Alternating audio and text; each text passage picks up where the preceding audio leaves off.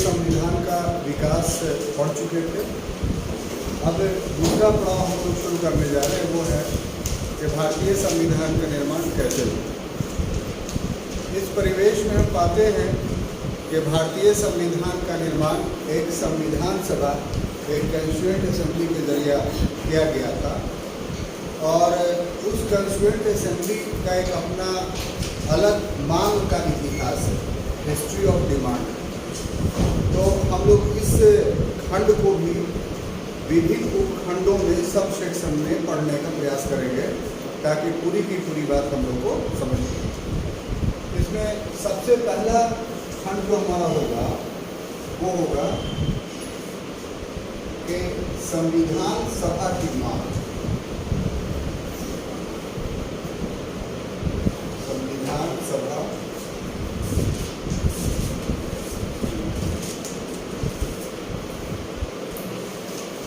Demand of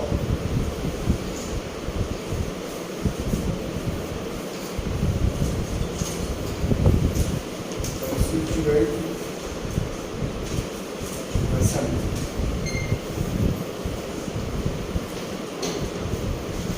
उसके बाद दूसरा टॉपिक जो हमारा होगा वो ये कि संविधान सभा का गठन।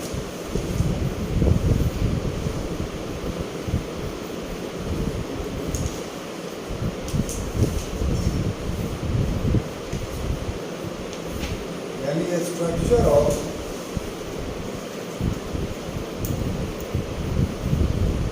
Constituent assembly. तीसरी बात हम लोग जो पढ़ेंगे वो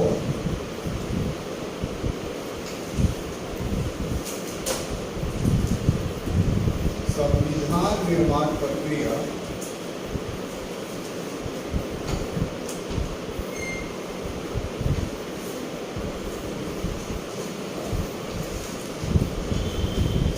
यानी प्रोसेस ऑफ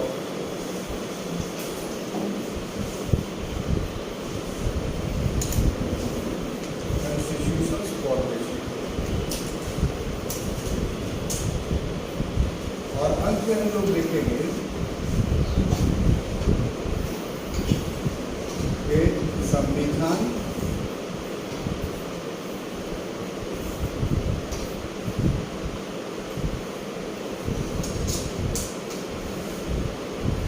का निर्माण। दोस्तों ये 4 सेक्शंस में हम लोग का आज का क्लास बटा हुआ होगा और बहुत ही महत्वपूर्ण, बहुत ही इम्पोर्टेंट ये सेक्शन है। इससे बहुत सारे ऑब्जेक्टिव क्वेश्चंस आपको हमेशा पूछे जाते हैं। तो हम चाहेंगे कि आप सारा ऑब्जेक्टिविटी को ध्यान में रख करके इसको एक सब्जेक्टिव रूप में भी पढ़ने का कोशिश करें। पूर्व के क्लासों में हमने आपको बताया था कि भारतीय संविधान एक विकास का प्रक्रिया है। एक लंबे समय तक प्रयत्न किया गया, प्रयास किया गया और उसकी परिणति हुई कि 1950 ईस्वी में भारत का संविधान बनकर तैयार। और वो सभी बातों को हम पूर्व की क्लास में पढ़ चुके हैं।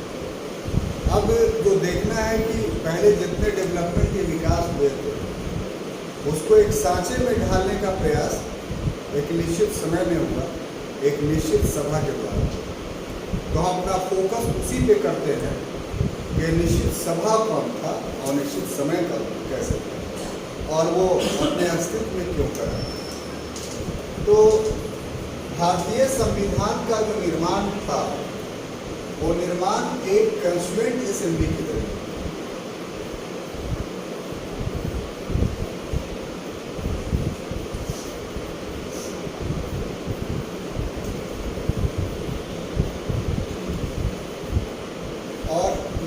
कॉन्स्टिट्यूएंट असेंबली का अस्तित्व जो आता है वो आता है तो 1946 में, लेकिन इसकी मांग बहुत पहले से होती आ रही है। अगर मांग पर ध्यान दें तो उस पर बहुत सारे ऑब्जेक्टिव क्वेश्चन आएगा। उसमें क्रमवार से कहें तो सबसे पहले 1898 ईस्वी में बाल गंगाधर तिलक एक स्वतंत्रता सेनानी थे, उनके द्वारा सबसे पहले मांग की गई एक स्वराज विधेयक। उन्होंने कांग्रेस के अधिवेशन में यह स्वराज विधेयक प्रस्तुत किया था 1898 में, और इसमें अस्पष्ट रूप से इनडायरेक्टली संविधान सभा की बात की गई थी। कोई बहुत प्रत्यक्ष रूप से इसका डिमांड नहीं किया, तो बात आई गई। उसके बाद दूसरा मौका आता है 1922 में 1922 का, और इसमें महात्मा गांधी ने यह बात कही कि संविधान होना चाहिए। यानी उन्होंने सिर्फ ये कहा कि भारत जो ब्रिटिश संसद से शासित है, हर चीज के लिए ब्रिटिश संसद की तरफ मुंह देखा जाता है, वहां से कानून बन करके आता है, तो वो नहीं होना चाहिए, बल्कि भारत का कानून भारत में ही बनना चाहिए। उसमें ये बात गांधी जी का विचार नहीं था कि ये भारतीयों द्वारा बनना चाहिए, सिर्फ ये था कि कोई भी बनाए, लेकिन वो कानून या संविधान जो बने वो भारत में ही बने। तो एक झलक मिलती है इसमें भी कि संविधान या कानून बनेगा तो उसके लिए संविधान सभा बनानी पड़ेगी। तो स्पष्ट डिमांड तो उन्होंने नहीं किया, लेकिन स्पष्ट रूप से इन्होंने भी माना कि जो ब्रिटेन से कानून बन रहा था वो गलत था, बल्कि भारत का कानून भारत में ही बनना चाहिए। तीसरा जो डिमांड हुआ वो 1924 में ये मोतीलाल नेहरू ने किया। तो मोतीलाल नेहरू ने गांधी जी के मांग को ही सिर्फ दोहरा दिया, कोई अलग से बात नहीं हुई। ठीक है, सबसे पहली बात कि संविधान सभा हो, और वो संविधान सभा भारतीयों के द्वारा बने और भारत के लोग संविधान बनाए, ये सबसे पहले डिमांड 1934 में किया। और 1934 में जिस व्यक्ति ने किया था उनका नाम था एम.एन. रॉय, यानी मानवेंद्र नाथ रॉय। ये वामपंथी आंदोलन के नेता थे, और इन्होंने पहली बार भारतीयों द्वारा निर्मित संविधान सभा की मांग क्या किया? भारतीयों द्वारा निर्मित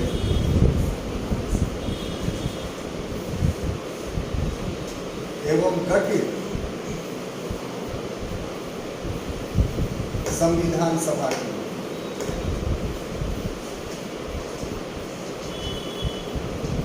अभी तक जितने भी डिमांड थे वो अस्पष्ट थे, इनकम्प्लीट थे। ये डिमांड नहीं था कि भारत के लोग उस संविधान सभा का निर्माण करेंगे, उस कॉन्स्टिट्यूएंट असेंबली का निर्माण करेंगे, और वो भारत में ही वो कॉन्स्टिट्यूएंट असेंबली रह करके भारतीयों के द्वारा भारत के लिए संविधान बनाएगा। ये डिमांड सबसे पहले मानवेंद्र नाथ रॉय ने किया था 1934। ठीक है, अब अगला ये तो जैसा कि आपको तरीका मालूम है कि इस दूसरे स्लाइड में पढ़ाएंगे, ये हेडिंग से याद रखिए, ये चल रहा है इसी का बात है। तो उसके बाद अगला जो यहाँ से अगला जो डिमांड हुआ वो कांग्रेस ने पहली बार 1935, कांग्रेस का अर्थ हुआ कांग्रेस पार्टी, पहली बार संविधान सभा के मांग को दोहराया। जो एम.एन. राय ने जो बात कही वैज्ञानिक ढंग से कि संविधान सभा जो बनेगा वो भारत के लोग प्रत्यक्ष रूप से व्यस्त मताधिकार के आधार पर वोट करेंगे और कैंडिडेट चुनेंगे, वो उनसे गठित होगा कॉन्स्टिट्यूएंट असेंबली। तो ये बात जो दोहराई कांग्रेस ने वो सबसे पहले 1935। ठीक है, उसके बाद दूसरा डेट है 1936। 1936 में जवाहरलाल नेहरू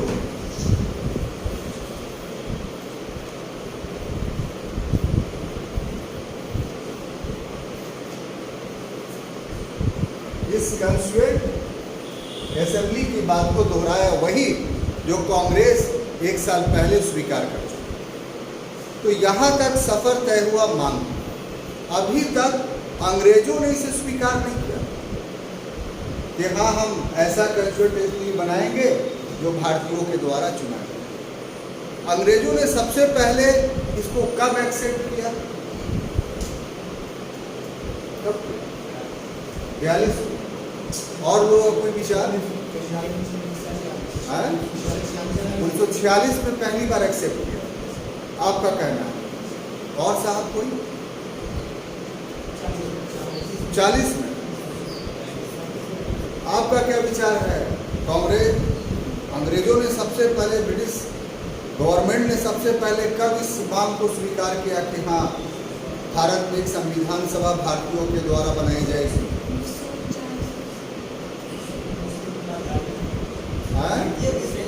46। चलिए, बड़ी मेहरबानी, आप लोगों ने ऐसा ऐसा मत दिया। सबसे पहले अंग्रेजों ने, हम ऐसा आपसे इसलिए पूछ रहे हैं कि असल मांग का सफर में तकनीकीता, टेक्नोलॉजिकल डिमांड यहीं से शुरू होगा, और ये आपको बड़ी गहराई से समझना होगा, ताकि इसमें बहुत सारे प्रश्न क्रिएट करेंगे, आपको कंफ्यूज किया जाएगा, तो उसको आप गौर से समझिए। सबसे पहले अंग्रेजों ने इस मांग को जो स्वीकार किया वो 1940 में, किसके माध्यम से? तो अगस्त प्रस्ताव के माध्यम से। और ये जो कॉन्स्टिट्यूएंट असेंबली की बात स्वीकार किया अंग्रेजों ने अगस्त प्रस्ताव के माध्यम से, वो अनौपचारिक था।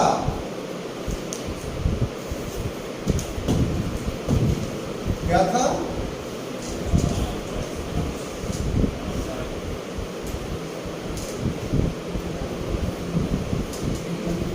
यानी इनफॉर्मल था।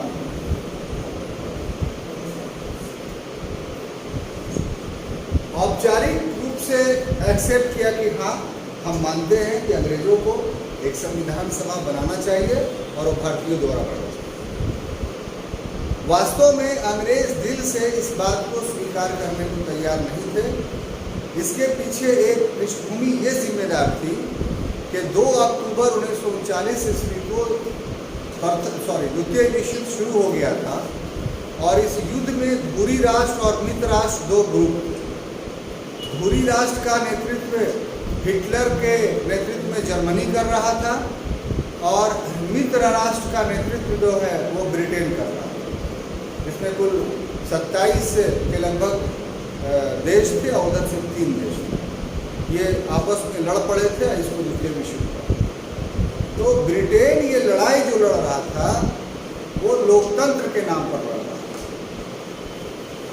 कि हम लोकतंत्र के बचाने के लिए जर्मनी के हिटलर से लड़ रहे हैं, क्योंकि वो एक तानाशाह है, वो एक ऐसा शासक है जो यूनिटेरियन अथॉरिटी का इस्टेब्लिशमेंट न सिर्फ अपने देश में कर चुका है, बल्कि वैश्विक स्तर पे वर्ल्ड वाइड वो यूनिटेरियन अथॉरिटी की स्थापना करने जा रहा है, अर्थात कि वही पूरे विश्व का शासक है, जो बहुत ही डेंजरस है, बहुत ही खतरनाक है।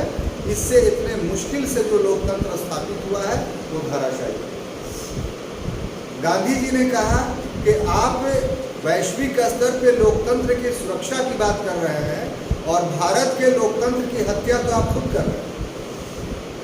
तो पहले हमें आज़ादी दीजिए, तो स्वतंत्र भारत की सरकार ब्रिटेन का साथ देगी।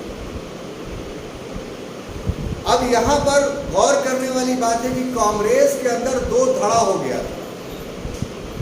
एक धड़ा दक्षिणपंथी विचारधाराओं का मानने वाला था, एक धड़ा वामपंथी विचारधाराओं का मानने वाला था, जिसके नेता नेताजी सुभाष चंद्र बोस। नेताजी सुभाष चंद्र बोस का ये कहना था कि जर्मनी का साथ देना चाहिए, ताकि अंग्रेज से हम लड़ सकें, इनको अब ये भगा दें। और दक्षिणपंथियों का कहना था कि किसी भी सूरत में अंग्रेज हिटलर का साथ नहीं दिया जा सकता। गांधी बड़े विषम स्थिति में पहुंच चुके, तो उन्होंने उसका उपाय किया कि उन्होंने व्यक्तिगत सत्याग्रह आंदोलन शुरू किया। सबसे पहले व्यक्ति 17 अक्टूबर 1940 को ये व्यक्तिगत सत्याग्रह शुरू हुआ था। इसके पहले सत्याग्रही विनोबा भावे थे। तो इससे अंग्रेज बहुत डर गए कि ये तो बुढ़ा ऐसा है कि एक से एक नया नया टेक्निक निकालता है। कभी सत्याग्रह निकालता है, कभी अहिंसा निकालता है, कभी नमक छोड़ो आंदोलन निकालता है, कभी कुछ निकालता है।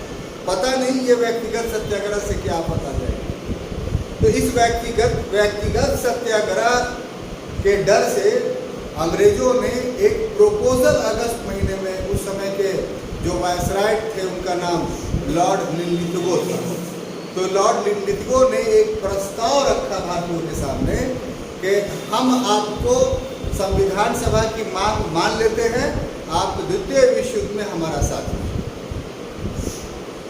तो ये जो बात कही गई, इसमें कोई विधि, कोई तरीका, कोई सिस्टम नहीं बताया गया कि भाई संविधान सभा आप कैसे दीजिएगा, प्रत्यक्ष दीजिएगा, अप्रत्यक्ष दीजिएगा, उसका चुनाव जनता करेगी या विधान सभाएं करेगी, कितने मेंबर्स होंगे, क्या उसके निर्माण की प्रक्रिया, ये सब वेग था, कुछ नहीं था।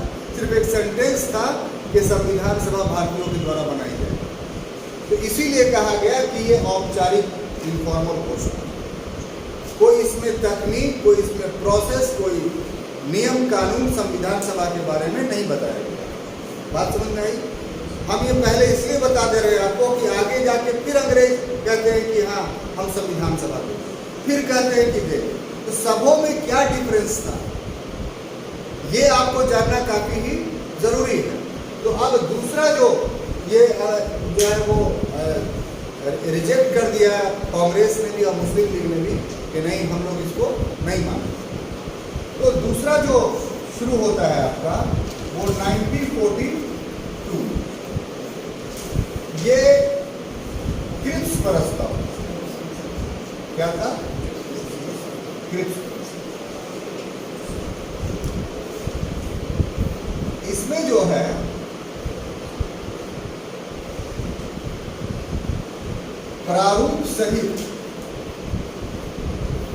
प्रारूप सहित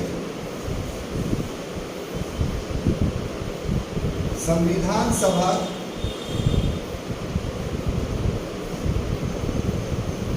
की घोषणा की। अब देखिए कि 42 में जो क्रिप्स प्रस्ताव में संविधान सभा है, उसके बारे में समझिए कि उसकी पृष्ठभूमि। हम आपसे ये पूछना चाह रहे हैं कि हम जो बोलते हैं, समझाते हैं, आपको याद होता जा रहा है सब कुछ? इसको रिवाइज भी किया कीजिए किताब के जरिए या और किसी चीज़ के जरिए, और क्लास में कोशिश कीजिए कि 80-90% हम क्लास में ही समझ जाए, आपको आसानी होगी। तो हम बता रहे थे आपको कि 42 में जो क्रिप्स प्रस्ताव आया उसकी पृष्ठभूमि क्या, उसका बैकग्राउंड क्या। तो आप लोगों ने सुना होगा एक घटना कि हवाई द्वीप की बमबारी की घटना, सुना है जी?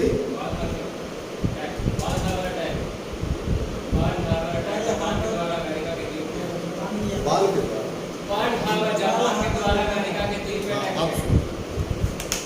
पर्ल हार्बर एक द्वीप था जो प्रशांत महासागर में था।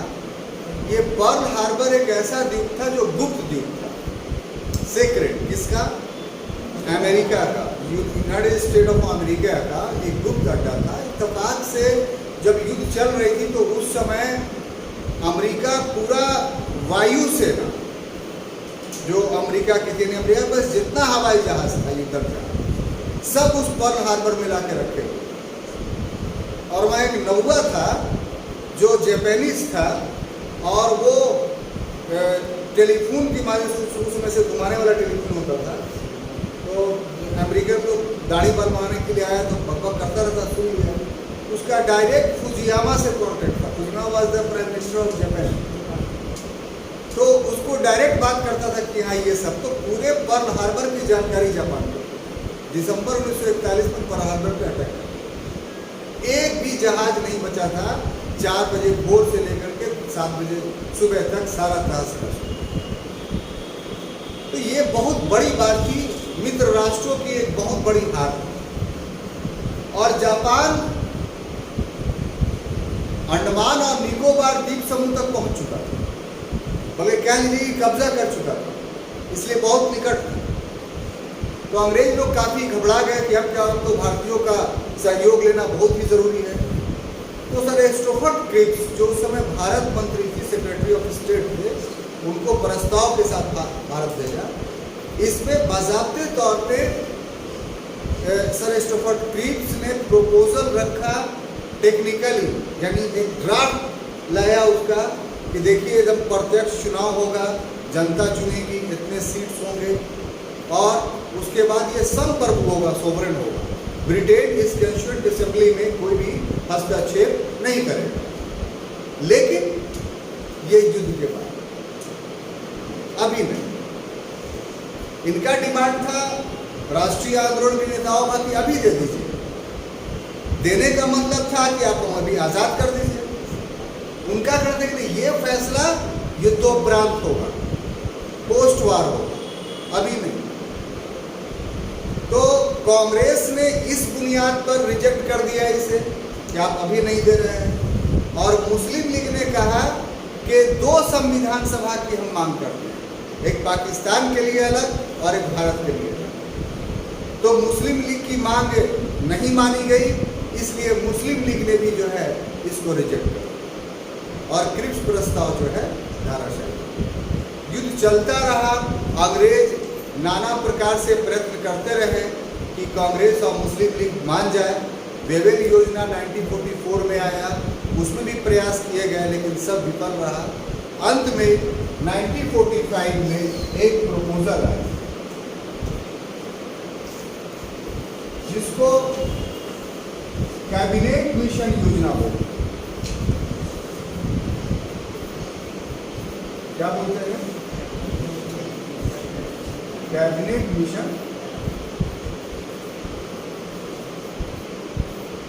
अब देखिए यहाँ पर ध्यान देने योग्य वाली बात है साहब कि कैबिनेट मिशन योजना में भी 2 संविधान सभा की मांग को स्वीकार नहीं किया गया, लेकिन फिर भी मुस्लिम लीग ने कैबिनेट मिशन योजना के प्रस्तावों को स्वीकार कर लिया। क्यों?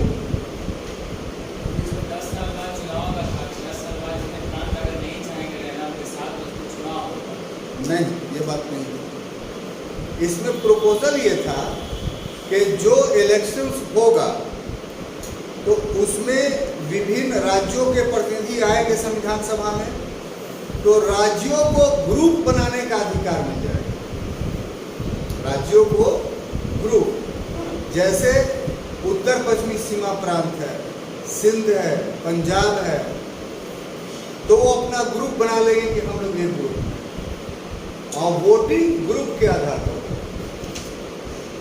तो अगर ग्रुप के आधार पर कुल 11 प्रांत थे तो उसमें मुस्लिम लीग को ये उम्मीद थी कि हम जो ग्रुप बनाएंगे उसमें ज़्यादा प्रांत चले आएंगे, क्योंकि 11 प्रांत में से 6 प्रांत के जो मुख्यमंत्री उसमें प्रधानमंत्री कहे जाते थे वो मुसलमान थे, तो अपनी सारी बात मनवा देंगे, संविधान बनने ही नहीं देंगे। तो ये आश्वासन ब्रिटिशों ने दिया था कि ग्रुप वाइज स्टेट को गठित होने का परमिशन होगा संविधान सभा में। तो इस वजह से 1945 में एक संविधान सभा का डिमांड होने के बावजूद भी मुस्लिम लीग ने इसको स्वीकार किया। ठीक है, अब देखिए साहब कि कैबिनेट मिशन योजना में, कैबिनेट मिशन जो था एक्चुअली में आप लोग जानते हैं कि 3 सदस्यीय था ना। 3 सदस्यीय का अर्थ ये हो गया कि 3 मेंबर्स थे। ये भी जानते हो कि कौन कौन मेंबर थे, कौन कौन थे? और तो इसमें अध्यक्ष कौन थे, इसके प्रिजाइड कौन कर रहे थे? पैथिक लॉरेंस क्यों प्रिजाइड कर रहे हैं?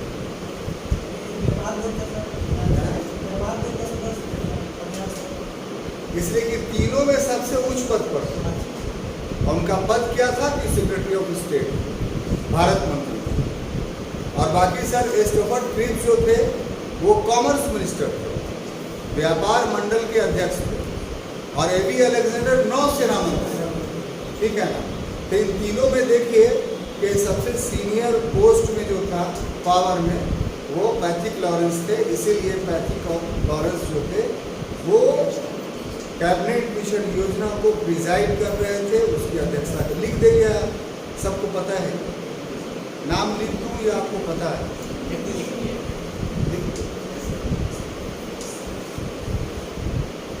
इसमें पैट्रिक लॉरेंस थे,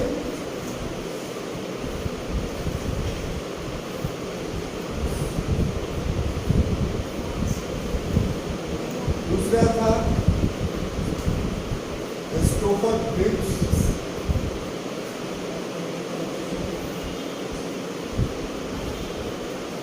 और तीसरे थे एबी अलेक्जेंडर।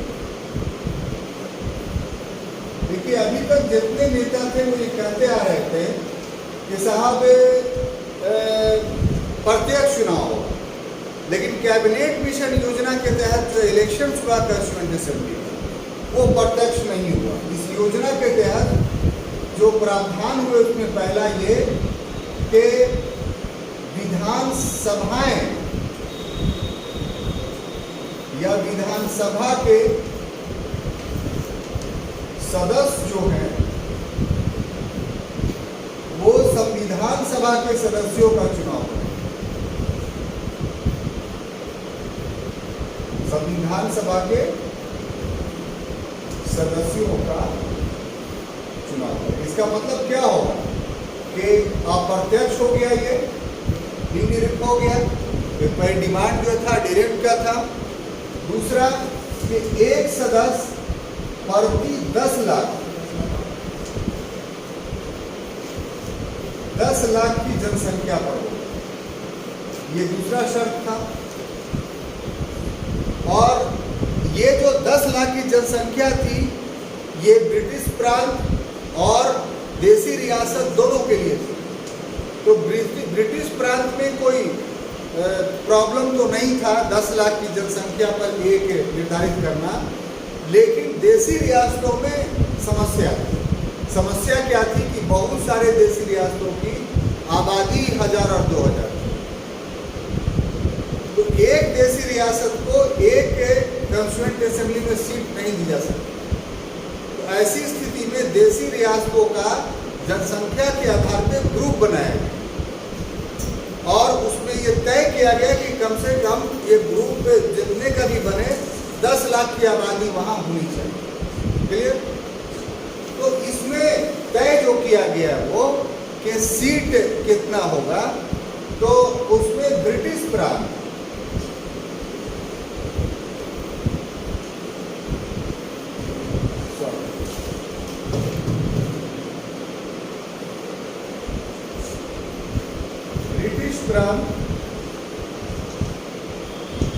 और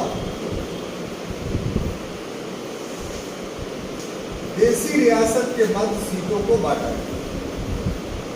ठीक है ना साहब? तो ब्रिटिश प्रांत में कुल 296 सीट फिक्स किए। ये 296 जो है ब्रिटिश प्रांत का होगा और देसी रियासतों के लिए 93 यानी 93। ठीक है।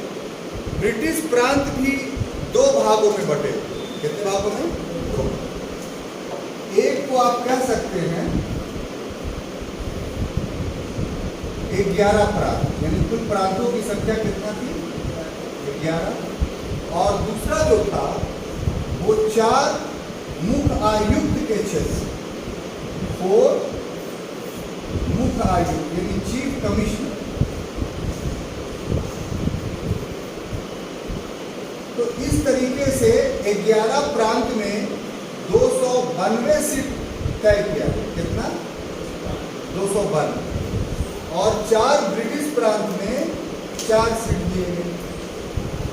आप अपने सुविधा के लिए कर सकते हैं कि जैसे अभी राज्य और केंद्र शासित प्रदेश है, तो उस समय जो प्रांत 11 लिखा गया है वो इक्विवेलेंट हो गया मॉडर्न टाइम का स्टेट जो 28 और जो 4 मुख्य आयुक्त चीफ कमिश्नर के जो प्रांत थे उसको आप संघ शासित क्षेत्र या यूनियन टेरिटोरी के रूप में कंसीडर कर सकते हैं। ठीक है, तो इसमें नाम जान लीजिए कि 4 मुख्य आयुक्त के प्रांत कौन कौन थे, कौन कौन था? हाँ, सीक्वेंस में स्टार्ट किया। सबसे पहला दिल्ली था,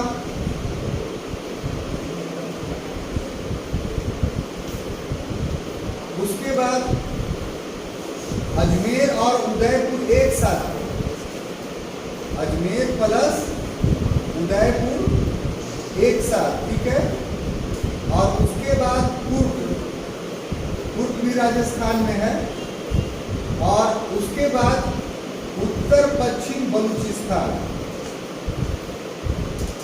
या कह लीजिए उत्तर पश्चिमी सीमा प्रांत जो खान अब्दुल गफ्फार का क्षेत्र था। तो दिल्ली, अजमेर और उदयपुर एक हुआ, माने 2 हुए, और उसके बाद तीसरा कुर्ग और चौथा उत्तर पश्चिमी सीमा प्रांत।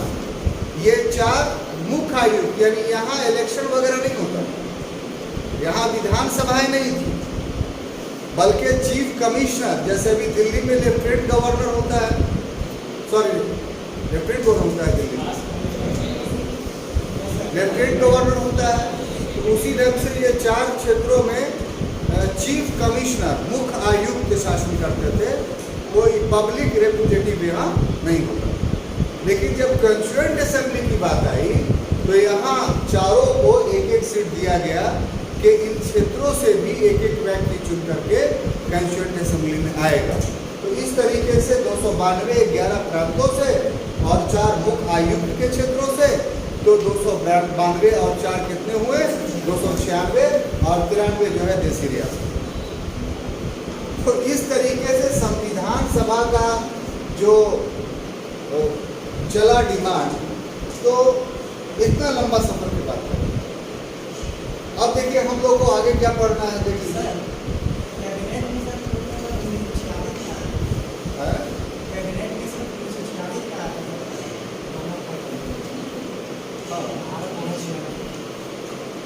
श्योर,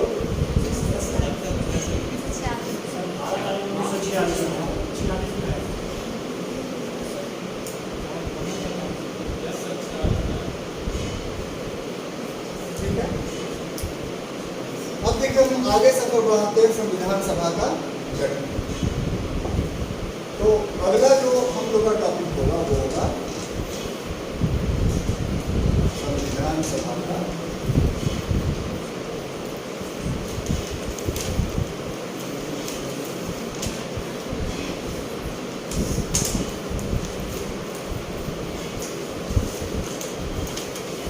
फॉर्मेशन ऑफ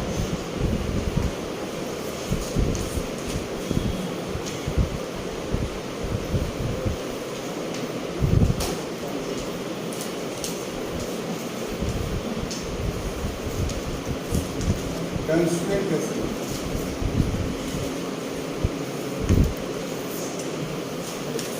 तो अब देखिए कैबिनेट मिशन योजना में प्रोविजंस कर दिया गया था कि इस तरह से संविधान सभा का गठन होगा। उसके लिए जुलाई अगस्त मतलब 2 महीने में इलेक्शन में जुलाई अगस्त 1946 ईस्वी को चुनाव, ठीक है। तो ये जो चुनाव हुआ वो कुल जो सीट थी 296 के, बाकी आप जानते हैं कि 93 जो मामला था वो देसी रियासतों के राजा के अधिकार में दे दिया गया था कि वो कैसे वहाँ भेजेंगे, नॉमिनेट करेंगे या वहाँ भी कुछ व्यवस्था करके इलेक्शंस का प्रोविजन करेंगे, ये उनका मामला है, ठीक है। तो ऐसी परिस्थिति में जो चुनाव हुआ तो चुनाव दोनों जगह हुआ, प्रांत में भी हुए और कैबिनेट मिशन के अनुसार देसी रियासतों में, लेकिन देसी रियासतों में चुनाव नहीं हुआ, नॉमिनेट हुआ, लेकिन वो कैंडिडेट चुन के रखे रहे कि हम इसको भेजेंगे। तो असल इलेक्शंस इनडायरेक्ट जो होता है वो प्रांतों में, जो 11 प्रांत और 4 मुख्य आयुक्त या चीफ कमिश्नर्स के जो थे, तो इस चुनाव का जो परिणाम आया, ठीक है, तो परिणाम क्या है?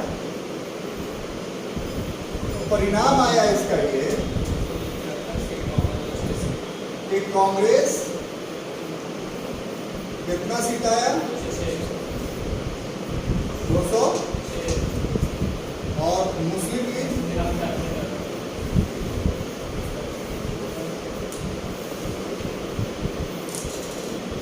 73 और अन्य को 15 में।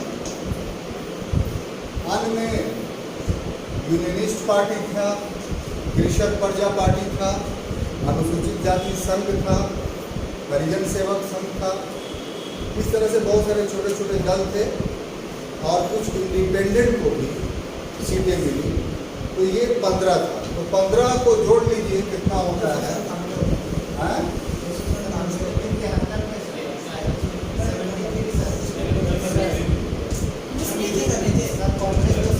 आठ से 14, 14 5 9 हुआ ना। 8 बचा, 8 8 16, 16 के 6 हाथ में रहा 1।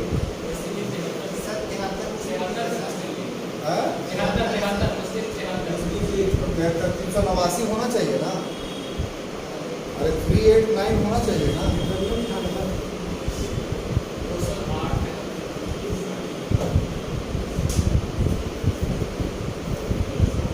8 और 3 11 और 5 16 कहाँ?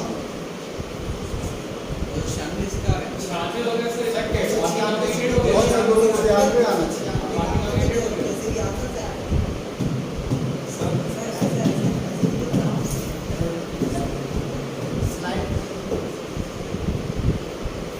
आ गया 6 और यहाँ हो गया 7 1 8 1 9 296। फिर 208 सीट जो है वो कांग्रेस को, 73 सीट मुस्लिम लीग को और 15 सीट। तो इस तरीके से जो संविधान सभा जो था वो गठित अभी नहीं हुआ। गठित होने में एक प्रक्रिया और बाकी थी, और वो प्रक्रिया ये बाकी थी कि जब तक संविधान सभा का अधिवेशन नहीं होगा और सदस्यों के द्वारा ओथ नहीं लिया जाएगा, तब तक हम नहीं मानेंगे ये संविधान सभा का गठन हुआ। ये तो इलेक्शन हुआ। तो संविधान सभा का जो गठन होगा, वो गठन उसकी पहली बैठक में, कि जब पहली बैठक हुई तो उसमें उसका गठन किया गया। और पहली बैठक कब हुई? तो 9 दिसंबर 1946, ठीक है। 9 दिसंबर 1946 को जो पहली बैठक हुई, उसमें सबसे पहला काम क्या किया गया कि डॉक्टर सच्चिदानंद सिन्हा को, डॉक्टर सच्चिदानंद सिन्हा को प्रोटेम स्पीकर चुना गया। प्रोटेम स्पीकर चुना गया ना। प्रोटेम को हिंदी में बोलेंगे अस्थायी। और उसके बाद 11 दिसंबर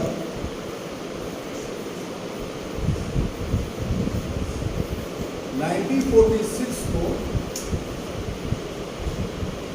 राजेंद्र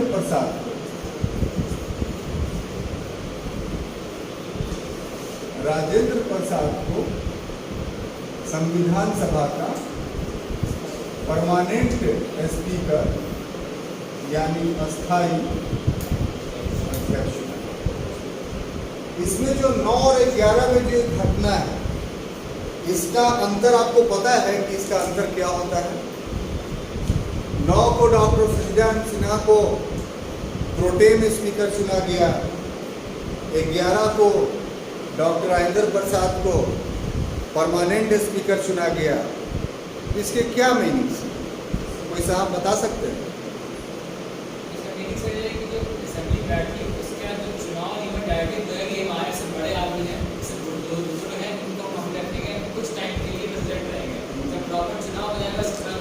गुस्सा हो गए थे, वो रुक गए थे। बात हुआ, बड़े हैं तो सर पर चढ़ के तांडव कीजिएगा, तो फिर उन्हीं को हमेशा के लिए रख लेते।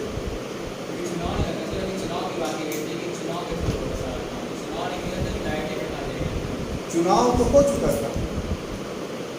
अरे भाई चुनाव तो 296 और 93 का हो चुका था। अब क्या मामला था? अब तो संविधान सभा काम करती है अपनी, ये बुढ़े सुढ़े को लाने की जरूरत क्या है? कोई साहब जो इसका युक्ति युक्त एप्रोप्रिएट जवाब दे सकते हो?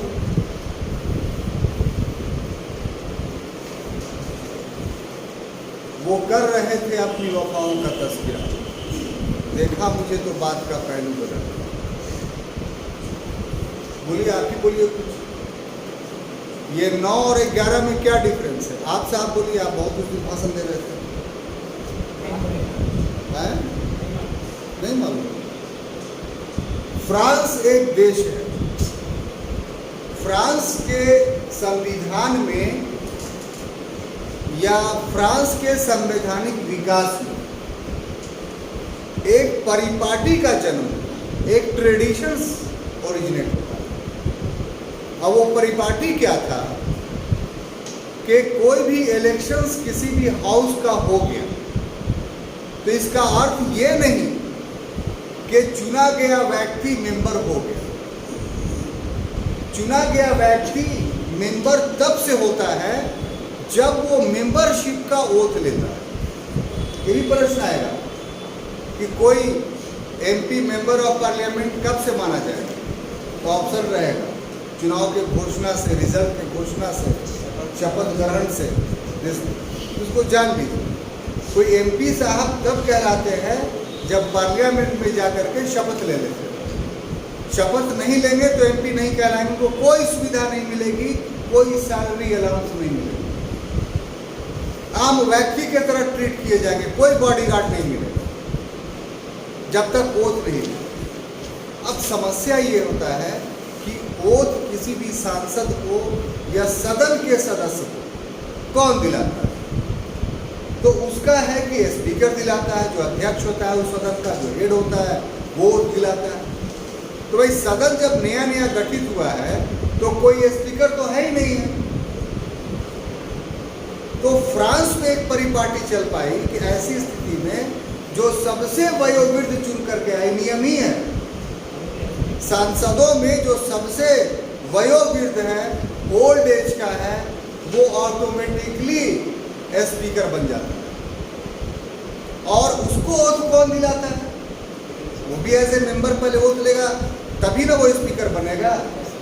ऐसी तो स्पीकर नहीं बनेगा। तो उसको कौन ओथ दिलाता है? प्रोग्राम स्पीकर तो खुद बने जा रहा है सर।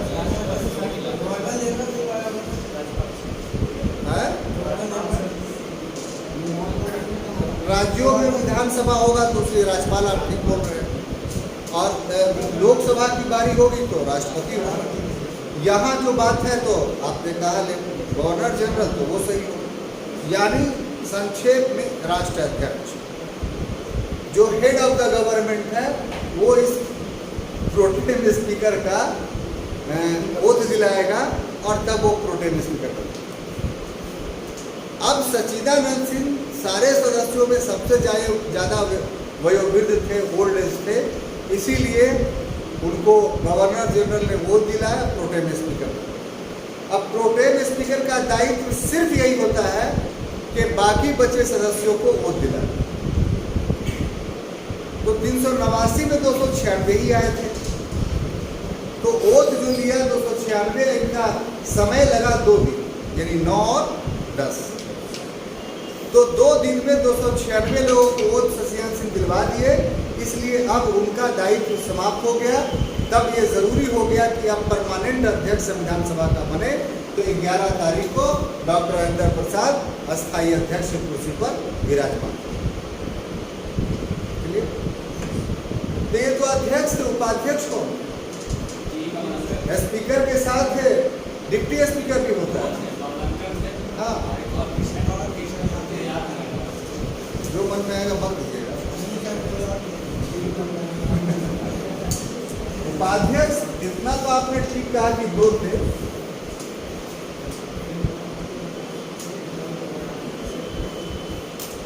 एक थे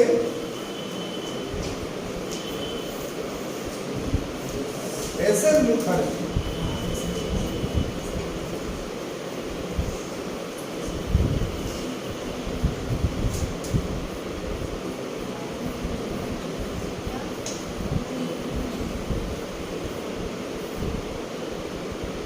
और दूसरे थे टी.टी. कृष्णाचार्य। और आप जो बोले थे जीवी मावलंकर, वो भी थे। वो क्या थे? बुझो तो जाने। स्पीकर तो बोल दिया राजेंद्र प्रसाद, तो स्पीकर कैसे बोल रहे हैं?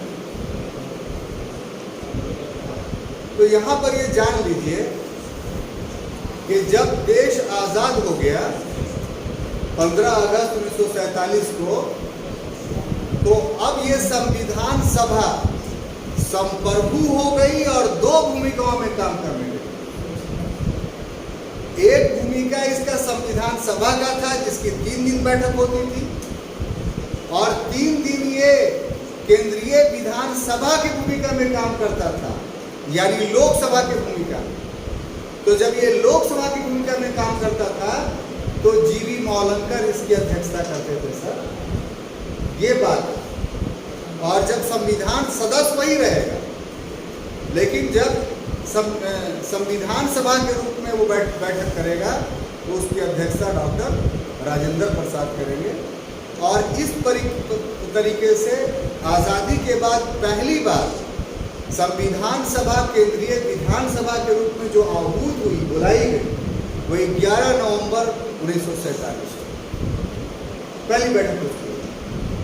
यानी 11 नवंबर 1947 को केंद्रीय विधानसभा यानी आज का लोकसभा की बैठक दिल्ली में जो है वो आयोजित की, और उसके बाद कंटिन्यूअस है। ठीक है, अब देखिए साहब, ये तो अस्थायी अध्यक्ष हो गए। अब अगली बारी क्या होगी? तो अगली बारी जो हुआ वो 13 दिसंबर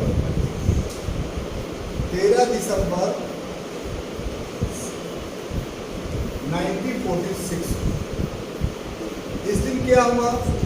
तो जवाहरलाल नेहरू के द्वारा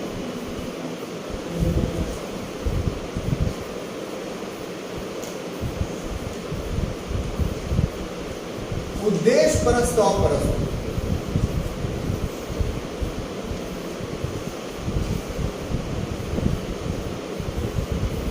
यानी एम्स प्रपोजल।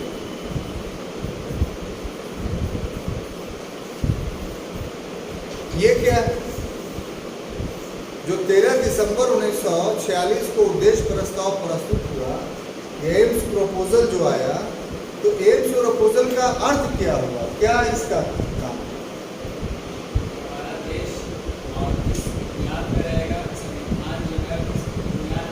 Very good. तो संविधान का बेस क्या होगा, यानी किन सिद्धांतों पे, किन थ्योरीज पे कॉन्स्टिट्यूशन बनेगा? तो जो प्रेम्बल देखते हैं ना प्रस्तावना संविधान का, तो वो सारी की सारी बातें इस उद्देश्य में था।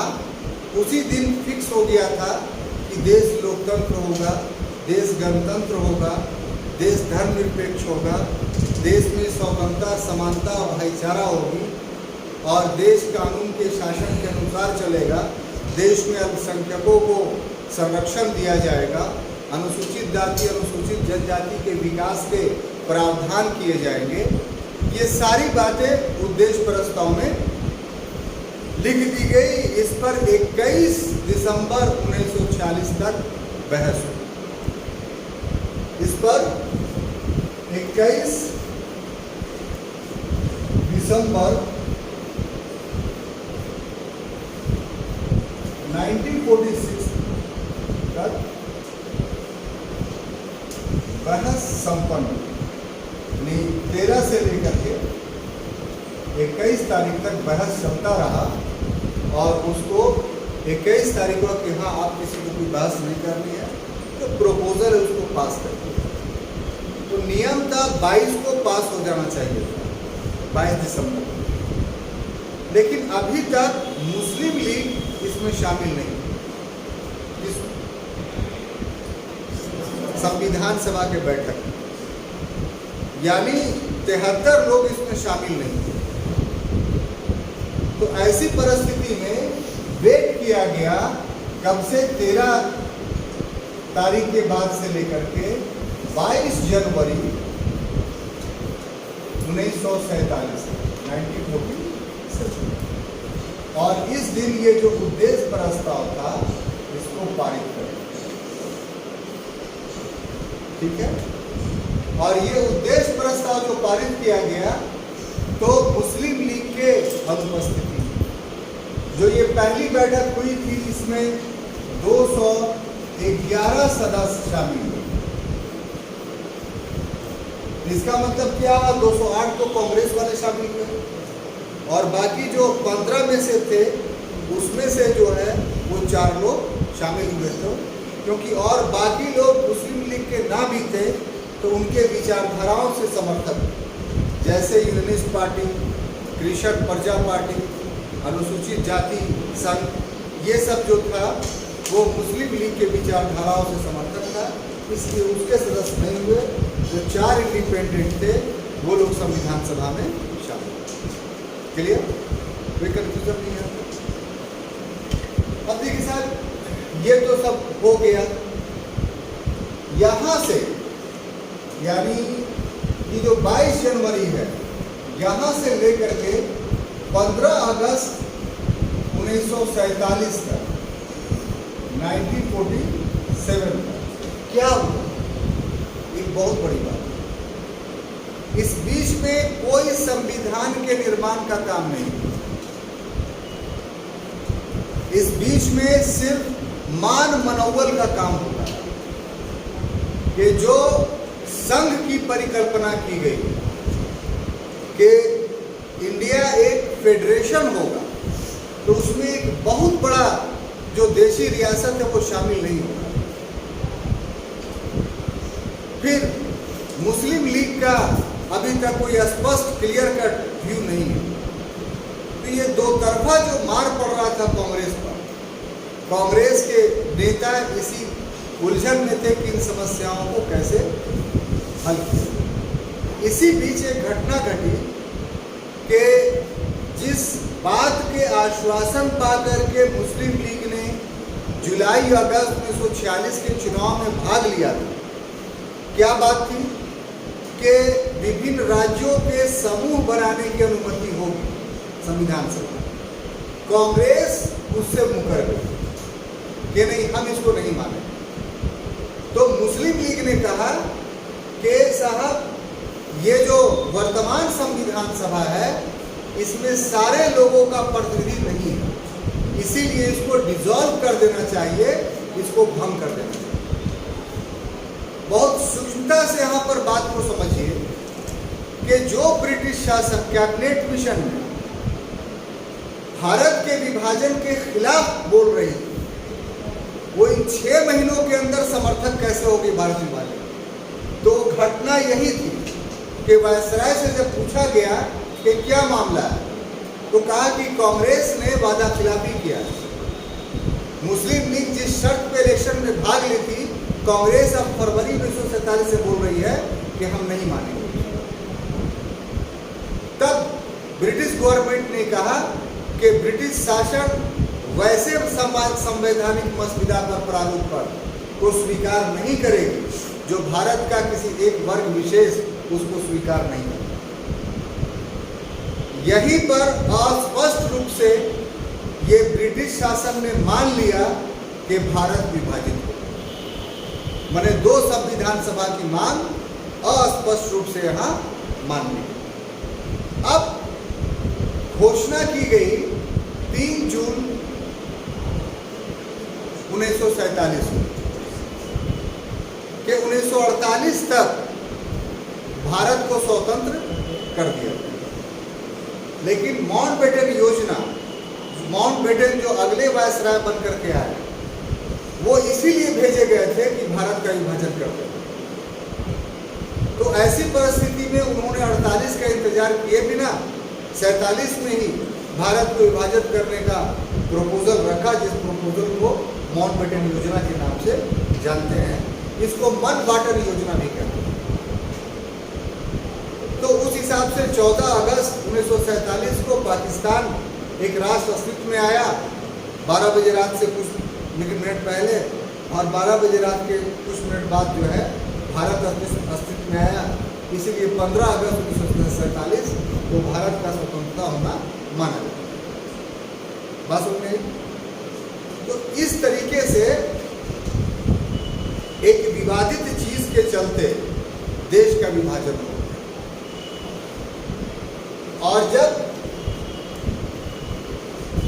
विभाजन के बाद जो संविधान सभा हो, विभाजन के बाद संविधान सभा, तो क्या हुआ साहब?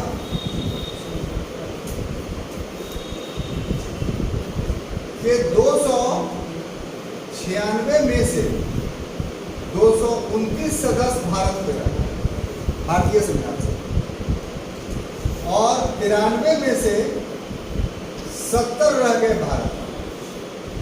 तो कुल संविधान सभा की संख्या कितनी हो गई? 9। इसमें एक बात और ध्यान देने योग्य है कि मुस्लिम लीग ने सभी सीट उन क्षेत्रों से नहीं जीता था जो क्षेत्र पाकिस्तान में चले गए, बल्कि कुछ सीट वहां से भी जीता था जो भारत में, से केरला, जैसे महाराष्ट्र। तो मुस्लिम लीग के वो सदस्य जो भारतीय भूभाग से जीते हुए थे, वो भारतीय संविधान सभा के ही सदस्य, पाकिस्तान संविधान सभा के सदस्य नहीं। बात सुन रहे? तो ये तो हुआ, मैंने आपको बताया कि संविधान सभा का गठन। तो जो सफर 3 इधर किया, तो हाँ ठीक है, 296 प्लस 93 38। तो जो 389 का सफर था गठन का, वो आकर के कहाँ पर खत्म हुआ? 200। क्लियर हो गया? अब आगे बढ़े। दूसरा जो है संविधान का निर्माण। क्या? संविधान का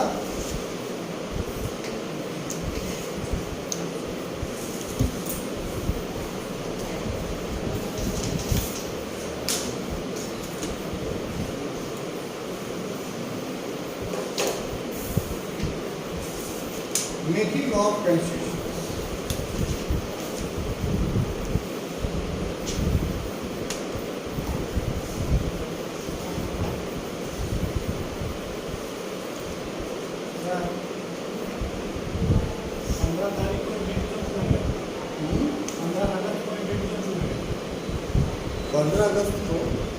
इसमें कोई राज नहीं, यह बड़ी को डेट आ गई। पाकिस्तान का पूछेगा तो बता देंगे, उस दिन 27 रमजान था, जिस दिन पाकिस्तान बना।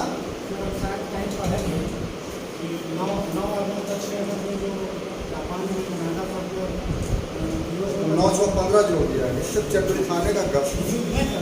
चाय वाय बिकता है ना, और वहाँ सब जो मुसलमान लोग छुट्टी लेता रहता है, वही सब निकाल देता है।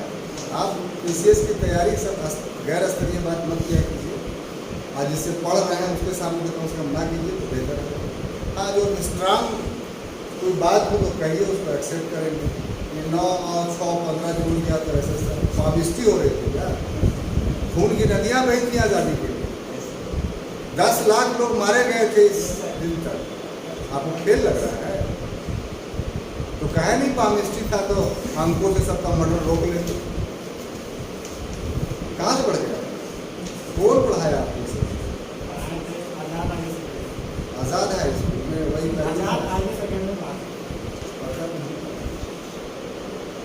तो मेकिंग ऑफ कॉन्स्टिट्यूशंस, संविधान का निर्माण कैसे होता है? तो साहब 29 अगस्त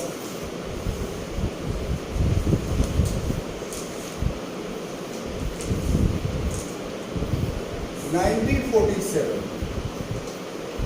को क्या हुआ कि प्रारूप समिति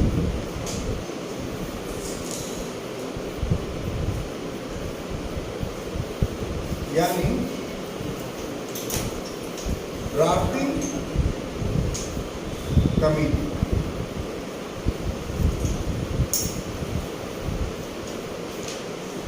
का गठन हुआ। और ये ड्राफ्टिंग कमिटी कितना था साहब? तो 7 सदस्यीय।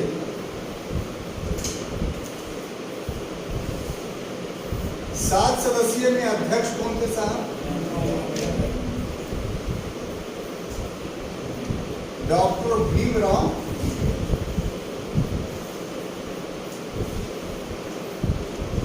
अम्बेडकर। बाकी सदस्य का नाम तो आपको याद ही होगा। उसके अंदर अल्लादी कृष्णस्वामी अय्यर और अयंगर, डॉक्टर मोहम्मद सादुल्ला के मुंशी और दीपिक था तो मर गए थे, उनके जगह पर टीटी कृष्णाचारी, ये सब सदस्य थे। अनुच्छेद इसमें एक नाम जो बहुत कंफ्यूज करेगा आपको, ये सब नाम किताबों में सब में तो लिख नहीं रहे हैं, वो कोई नायाब चीज़ नहीं है। तो जो एक नाम जो कंफ्यूज करेगा वो है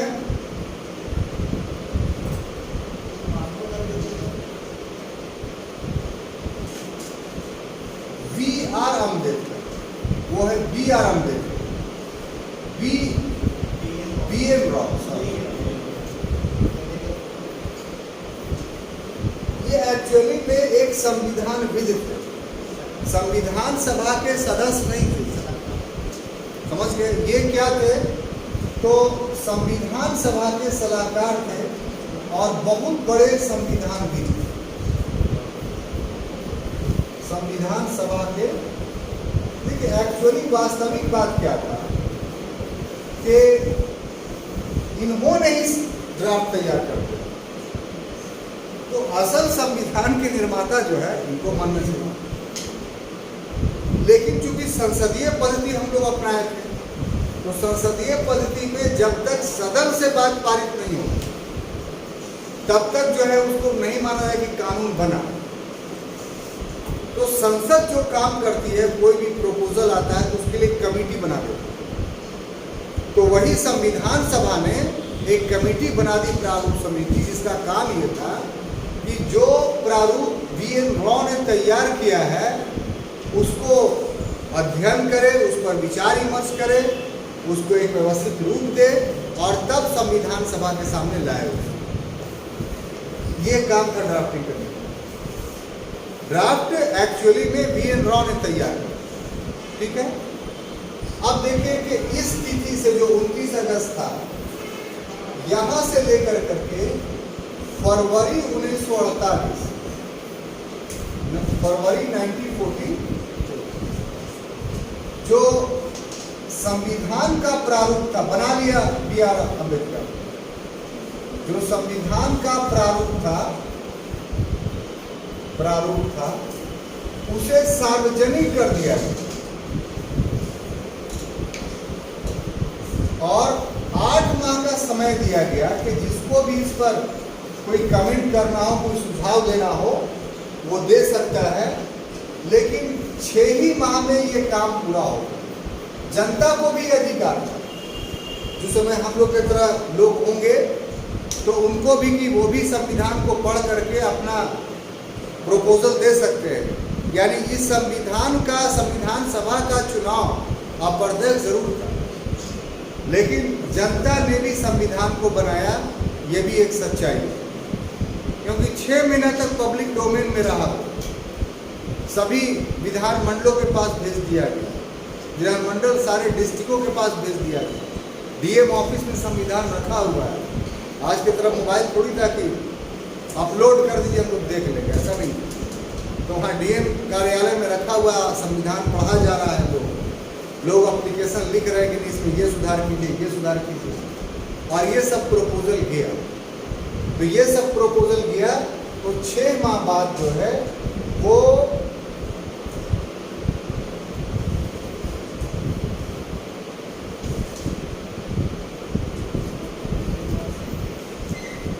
अक्टूबर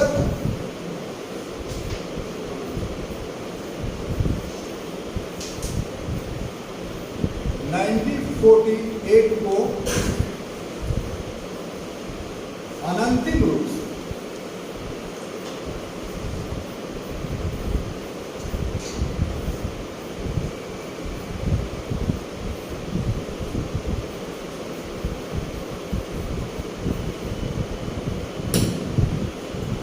संविधान का प्रारूप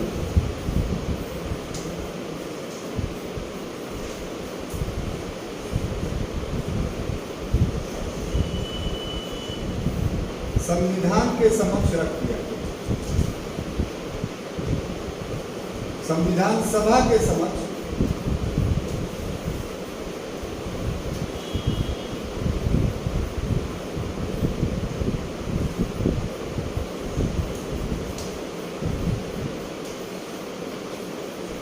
ठीक है। अब देखिए यहां से यह संविधान 3 वाचन से गुजरा। कितना? यहां के बाद क्या हुआ? 3 वाचन। वाचन समझते हैं क्या?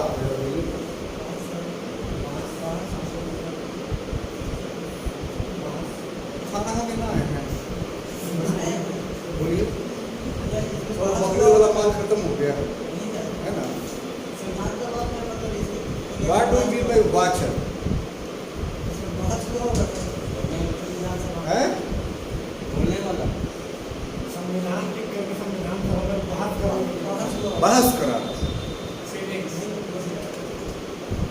तो 3 सेशन हुए।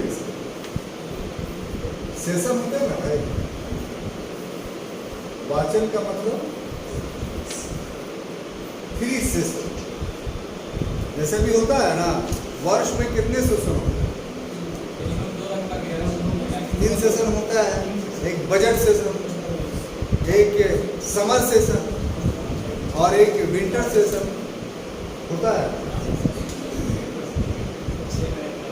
तो चलिए एग्जैक्ट तो नहीं है ये, एक्चुअली में क्या है, बैठक सिटिंग आप कर सकते हैं। इसको एप्रोप्रिएट कहिए, वाचन को सिटिंग, यानी आपको हम समझाने के लिए सेशन शब्द इस्तेमाल कर रहे हैं। सेशन शब्द अब यहाँ पर थोड़ी सी बात हम समझाएंगे, तब आपको संविधान बनाने का यह प्रोसेस समझ में आया कि आखिर 3 वाचन क्यों रखना है, आखिर 3 वाचन क्यों रखना है। तो विधायी प्रक्रिया का यह नियम है, लेजिस्लेटिव प्रोसेस का यह रूल है कि कोई भी कानून बनाना है उसके लिए एक प्रोपोजल लाया जाता है। क्या लाया जाता है? प्रोपोजल। उस प्रोपोजल को कहते हैं विधेयक। इंग्लिश में क्या बोलते हैं? बिल। नहीं, विधेयक को इंग्लिश में क्या बोलते हैं? बिल। जो प्रोपोजल कानून बनाने के लिए लाया गया उसको विधेयक इंग्लिश में बिल बोलते हैं। क्लियर रखता हूँ। अब जो संबंधित व्यक्ति होता है, जो लाता है, ये एक अलग बहस है और संबंधित है, वो जब मेन प्रोसेस में आएंगे तो वहाँ पढ़ेंगे। वो फर्स्ट डे सिर्फ बिल को सदन पर रख देता है और कुछ नहीं करता, और उसका उद्देश्य पढ़ देता है। ये हुआ प्रथम वाचन। इसमें सिर्फ ऊपरी ऊपरी बात पर कुछ बातचीत होती है, या जो प्रस्तुत करने वाला होता है वो लेक्चर्स दे करके उसका उद्देश्य बताता है और सारे सदस्यों को उसकी कॉपी दी जाती है। तो 1 दिन का भी होता है, 2 दिन का भी होता है, 3 दिन का भी होता है, मैंने जितना दिन उसको समझाने में लगा। ये प्रथम वाचन, फर्स्ट सिटिंग खत्म समाप्त होता है। यानी दूसरे शब्दों में कहिए कि फर्स्ट वाचन इज द प्रेजेंटेशन ऑफ विधेयक की प्रस्तुति ही प्रथम वाचन है। अब देखिए द्वितीय वाचन, इसमें जो फिर समय दे दिया जाता है बीच में कुछ हफ्ता दिन के, ताकि मेंबर्स उसको पढ़ ले कि उस बिल में क्या क्या है और संशोधन प्रस्तुत करें उसको कि हम ये अमेंडमेंट करना चाहते हैं। तो हफ्ता दिन 10 दिन बाद फिर द्वितीय वाचन होता है, वो काफ़ी लंबा चलता है। उसमें सारे प्रोविज़न पे बहस होते हैं, सारा का संशोधन लाया जाता है, किया जाता है और काफ़ी बड़ा समय लेता है। जब ये संशोधनों वाला द्वितीय वाचन खत्म हो जाता है तब फिर तृतीय वाचन 1 या 2 दिन के लिए होता है, जिसमें वो पास करने की अनुशंसा मांग करता है सदस्य कि अब तो बहस हो गया, अब सदन से मेरा अनुरोध है कि इस विधेयक को पारित करें। तब वो थर्ड वाचन में विधेयक पारित होता है और इस तरीके से फिर राष्ट्रपति के साइन वाइन के बाद जो होता है वो कानून बनता है। बात में कोई भी बिल, लॉ तब बनता है जब ये 3 स्टेज से होता है। तो संविधान भी तो एक बिल था, वो भी तो एक प्रपोजल था, फाइनल थोड़ी था। इसलिए उसके साथ भी यही हुआ कि 3 वाचन। अब समझ में आई बात? पूरा समझ में आई? उसमें आई जो अब यहाँ हम सिर्फ पहला लिख दे रहे हैं तो आप समझ जाइए कि प्रथम वाचन के बारे में कहा जा रहा है। ये आपको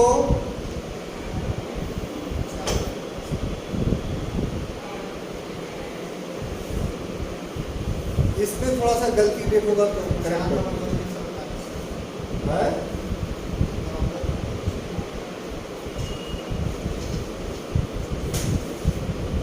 4 से लेकर के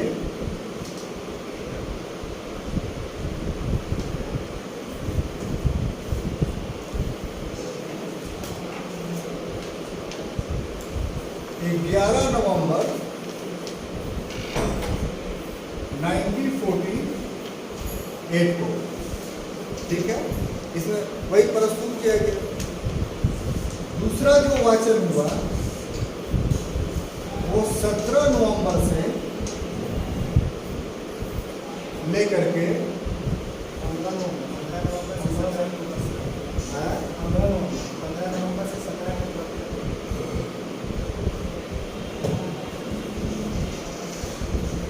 15 नवंबर से 17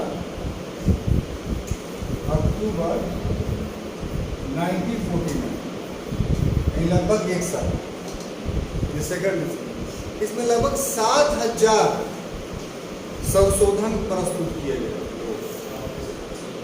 7,563 कितना है, और लगभग 2,000 समथिंग जो है वो उसको एक्सेप्ट किया गया, बाकी को रिजेक्ट किया।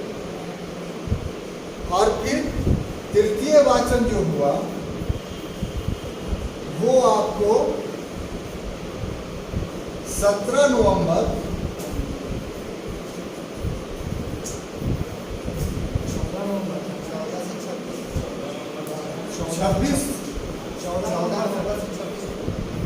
26 नवंबर, देखिए इसे थोड़ा सा कंफ्यूजन है, सत्ता मान लीजिए, ठीक है, कर लीजिए। तो 17 नवंबर 1949 से लेकर के 26 नवंबर 1949 तक ये तीसरा वाचन हुआ और इसको पारित कर दिया। जिस दिन पारित किया गया उसी दिन 5 प्रोविजन जो नागरिकता, अंतरिम संसद, ये सबसे संबंधित थे, उसी दिन लागू किया गया। बाकी 24 जनवरी को एक फैसला लिया गया कि जो संविधान सभा है वो अब अंतरिम संसद बन गए, जब तक पार्लियामेंट का इलेक्शन नहीं हो जाता है तब तक यही इलेक्शन होगा। और जो शासन का उपाध्यक्ष है, शासन का उपाध्यक्ष पंडित जवाहरलाल नेहरू थे, ये प्रधानमंत्री बन जाएंगे। और जो संविधान सभा का अध्यक्ष होंगे वो राष्ट्रपति बन जाएंगे। और 26 जनवरी 1950 एक दूसरा डेट दिया गया, 26 जनवरी 1950 को ये संविधान के सारे प्रोविजन लागू किए गए। जिस समय संविधान बना था उस समय 395 अनुच्छेद प्लस 22 भाग प्लस 8 अनुसूची थी शेड्यूल। और सबसे महत्वपूर्ण बात था कि नंद बिहारी चौधरी एक नाम है, पता नहीं आपको सुने होंगे कि नहीं, नंद बिहारी चौधरी, ये संविधान प्रिंटेड नहीं था जिस पर साइन हुआ। साइन करने वालों की संख्या 284 थी, यानी कुल मेंबर 299 थे। विभाजन के बाद याद कर रहा है आपको, तो 299 ने साइन नहीं किया, बल्कि कितना ने साइन किया? 284। क्यों? इसमें से कुछ मर गए थे, कुछ बीमार थे, इसलिए नहीं आए। सभी के सभी नहीं मर गए, कुछ उसमें से मर गए थे, कुछ बीमार थे, साइन करने के लिए नहीं आया। तो 284 लोगों ने साइन किया और ये हैंड रिटेन था, तो हाथ से जो सुलेखन कैलीग्राफी से लिखा गया, तो वो कैलीग्राफर जो थे वो नंदलाल चौधरी, नंद बिहारी चौधरी थे। और एक